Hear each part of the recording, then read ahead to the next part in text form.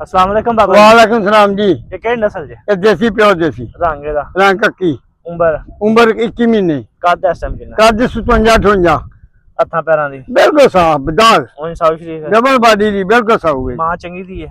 सोनी मां ली है ताई ते इत्थे गई ओदा है नहीं किन्ना ते कद? ओरा 62 है प्यो दा पता है केड़े दी है? प्यो दी भी चंगी है प्यो जराबो जट्टां ने खले है अच्छा जी।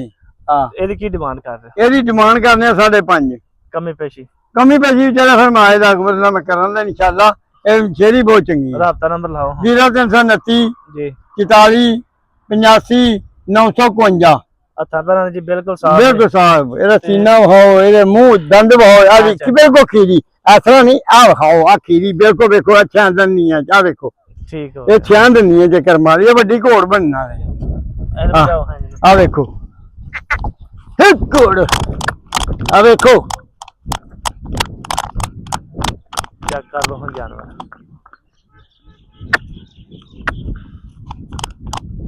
ये अवनी देखो जवानी